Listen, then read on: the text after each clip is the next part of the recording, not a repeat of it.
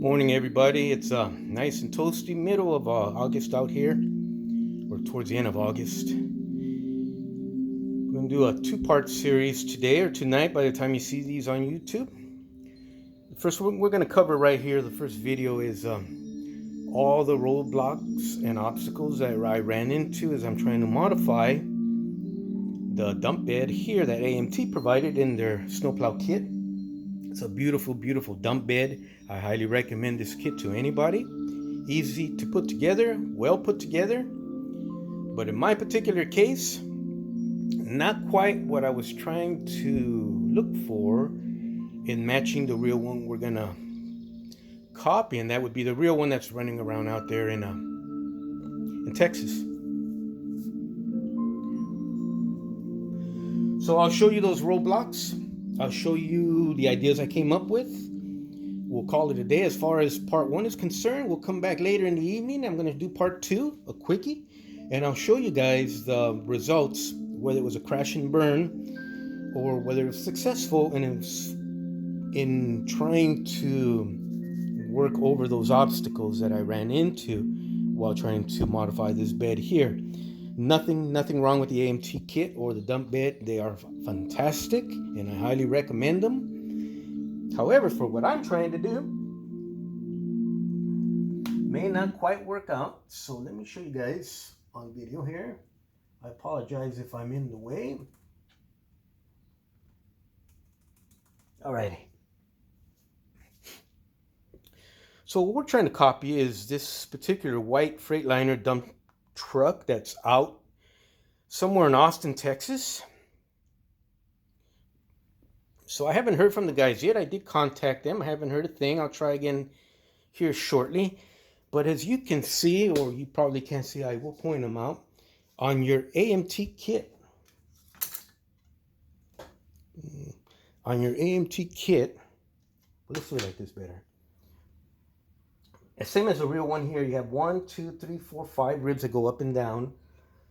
However, on the AMT kit, this rib here is moved over a bit, like about right there. Same with this rib here, is moved over that way, creating a large panel in the middle, where on the real one, you have 1, 2, 3, 4, 5 equal sized panels, as opposed to the AMT kit. So we already cut those ribs off. We're gonna reposition them and glue them in place. But also, since we're going to be in that area cutting anyways and performing surgery, might as well address something that was bugging me from the beginning. I just never mentioned was this bottom rib, this bottom beam that runs across the whole entire length of the dump bed on the AMT kit is just a square. Picture just a square, basic square plastic tubing. As I knock over all my lights over here.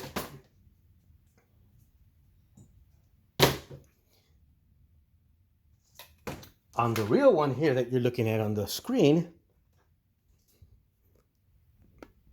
and you can best see it there up front, right there. It's square. It goes across the length of the dump bed, but on top you have this beveled or level top part. The AMT is just flat all the way across. This one has that beveled or angled piece that goes up. So we're going to be cutting into the model anyways.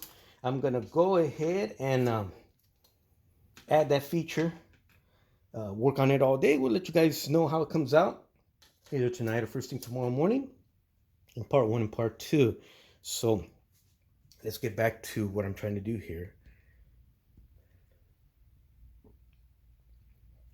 Before we talk about that any further, let me also show you guys something else as I move lights around.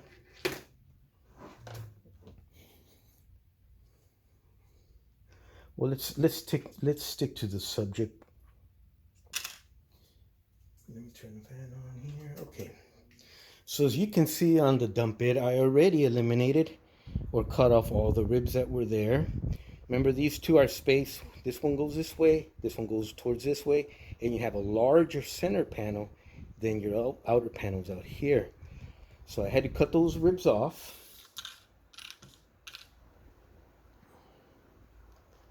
and we'll just move them where they should be and glue them in place. I did it to both sides. I'll show you the second side in a bit because I already did a little bit of how I propose fixing that problem, and I don't want to show it just quite right away. So since we're going to be in here anyways, you could probably see it. I'll bring it up to the camera. So there's that square beam that runs across the bottom of the AMT dump bed. Basically, it's basically what it is. It's just an enlarged version, just for you guys, just to see clear. See that? So we're kind of looking at that piece right there. It's just a basic square tubing. And on the real one, it's not like that at all.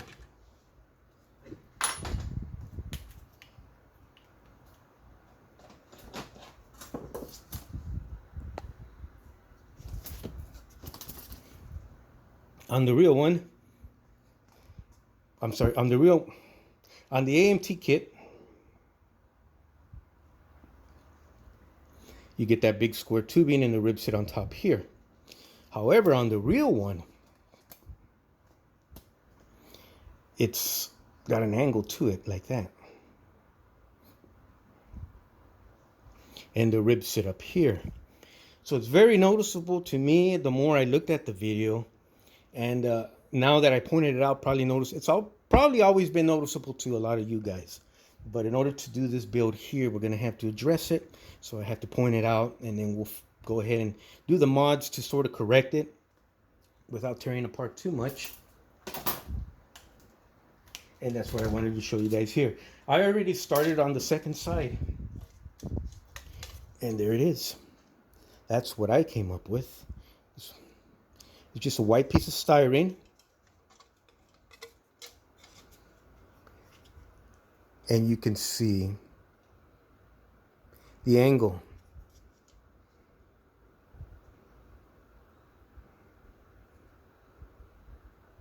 It's kind of slight, but that was the whole purpose. But now it's going to be there. Where on this side, originally it was a flat square. Now we got an angle to it. That's what you're looking at right there.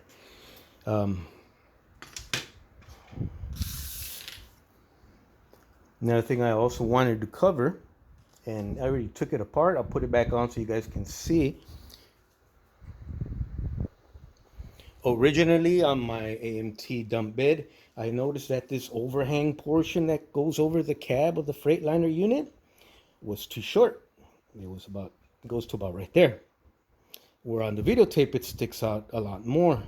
So my solution at the time, which was temporary, was to get a piece of styrene, nice thick piece, cut it wider, and just simply glue it on. And that's what I did right there. And I primered it in place and sanded it. It looked great. However, the more I looked at the videotape, the more something was bugging me. And it became apparent that I was going to have to take that feature off if I wanted my model to look a little bit more realistic. And I did take it off, so it comes off right there. And here it is. It's the correct length, it's the correct thickness, but on the real one, it's not a big chunk of steel or metal or iron that's just welded on top of that piece there. It's actually a piece of sheet metal. Unlike this, it's sheet metal, and where it looks like it's thick is because its ends are folded up, and the front end part, the long part, is also folded up, so it makes it look thick. However, it's not. It's sheet metal with folded up ends, which is typical in all those overhangs you see on any type of dump truck. So I went ahead, I got rid of that piece, and this is what I came up with.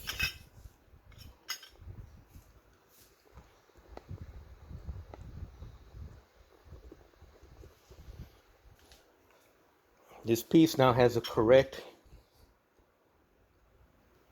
let me see, folded up front and the two ends. This is a piece of the lacquer thinner gallon tin can we tore apart the other day. I usually make these pieces out of brass and put them on my models just because I think it looks pretty, and it does. But this build is a little different. On this build, what I wanted to do was show anyone or any new modeler or anyone who's new to this type of model building or building, anyone who wants to combine styrene and metal, that you don't have to buy expensive metal from the hobby store or the metal store. You can go ahead and get all the metal you want from stuff that's lying around the house. In this case, this piece we just bent up for the overhang was originally cut out from one of these.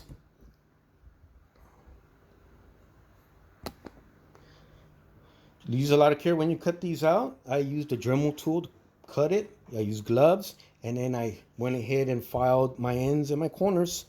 Give it roundness so you don't cut yourself later on down the road, because you will, I guarantee you, cut yourself if you try to take one of these apart. Try and use a Dremel tool or something where you're not going to involve your hands so much. Practice all your safety. So this piece came from right there.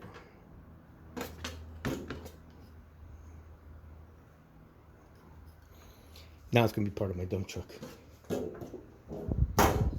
So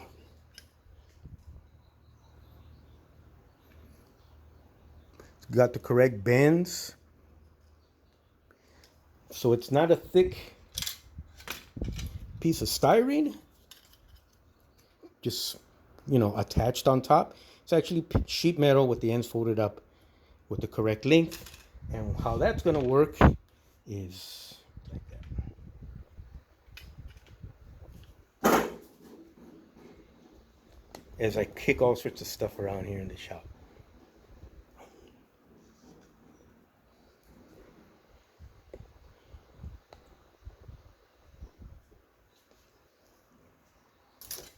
Another piece I wanted to model that doesn't come on the truck is on the rear of these dump beds. It'll come with an, here's my pointer. It'll come with an extension, a piece of sheet metal. I'm assuming that someone fabricates in their own shops there. And what it does is, when the bed dumps, it allows for the material to dump far away from the actual body of the dump bed itself, probably for rust purposes or not to get grime and gunk on the brake lights, or if you have air lines to attach the second trailer. Anything that's on the rear of this, I'm assuming that that's what that extension is for, is when it dumps, to push everything away from the body and not have it dump down up against the body here.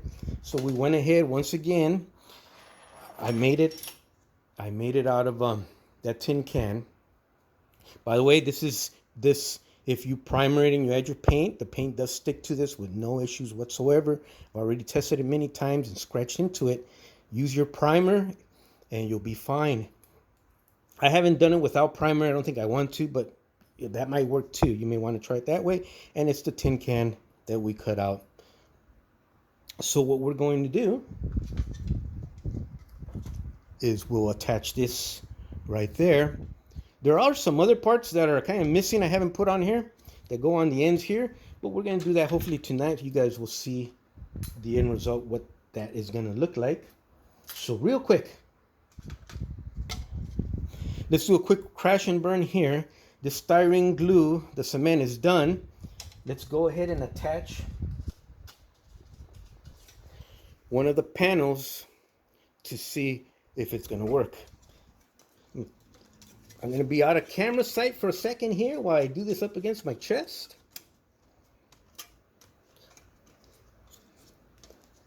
Guess what? Worked perfectly.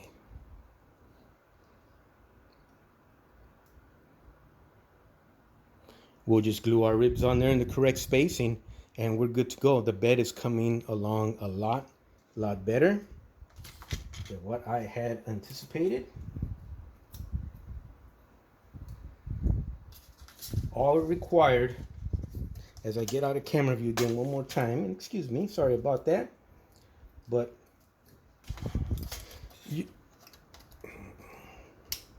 in your model building, this is a very common, I guess,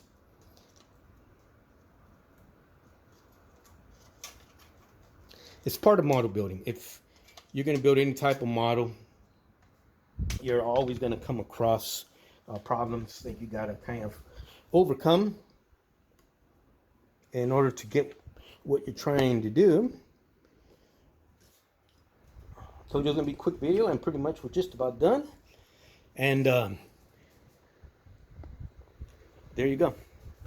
So using stuff right around the house, cutting, thinking ahead, I came up with a couple solutions that are going to make the AMT dump bed a lot better than it was originally out of the kit. And there's nothing wrong with it out of the kit, out of the box. But we're trying to copy the one that was up on screen right now. Quick video, we're probably going to end it right about here. But I'll tell you what, when you come up in these obstacles, definitely post your problems on YouTube and ask for solutions, and modelers here will help you out. I didn't do that this time, and you guys do check this out. I went over to Dave Parsley's site, and this was about a week and a half ago. He actually cut into a Johan Fury kit. He cut out the trunk lid. He went back, added the trunk interior, the inner liners, the panels, and all that stuff. And he actually got it to work. It's a working trunk. He did it all here for our benefit. And from that videotape led me to this. Check out Dave Parsley's YouTube channel. I highly recommend it. I'll put something here on the bottom for a description or a link. And just to watch other modelers, to watch your colleagues, to watch their brain work as they come up on problems is probably what drives me here. It's fascinating. I just showed you guys my simple solutions. I'm sure other guys here have even better suggestions. We'll see the end result tonight, part 1 and part 2. But I didn't get right here showing you guys what I just did because I'm some sort of genius and I just figured it out. No, I had to be inspired, and I had to go on YouTube and see what my fellow colleagues are doing, my fellow modelers. And you guys who are watching this right now on TV, on YouTube, I should say, you guys are my fellow modelers and my fellow colleagues also, and vice versa. So welcome home, grab a seat, put your feet up on the couch there in the living room, and watch what you probably would be doing if you were right here, right now. I don't doubt. One of the things that fascinates me about my job and my coworkers, and we're all separated. We're all one-man bands by ourselves out in different stations, and we all think the same. We're all trained the same, and we all think the same, regardless of the problems we pop up in the field. And same thing applies here. It just fascinates me, the problems and the solutions. So you new subscribers, welcome to a different type of YouTube channel. And definitely your participation, your input, and your criticism is always welcome, because anything you point out to me, we're pointing out to everybody else in the hobby.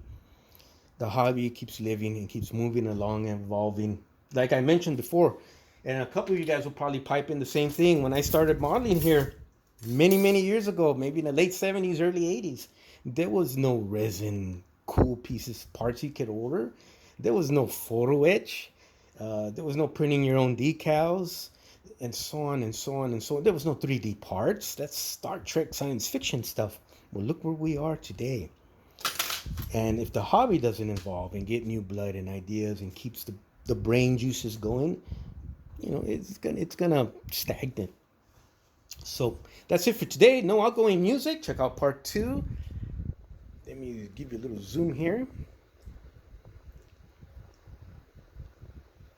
Thank you for taking time for joining me today in my little humble presentation. But I guarantee you, when we're done with her, she is going to look like $1,000,000. You guys are awesome. You guys take care. Join me for part 2 sometime tonight.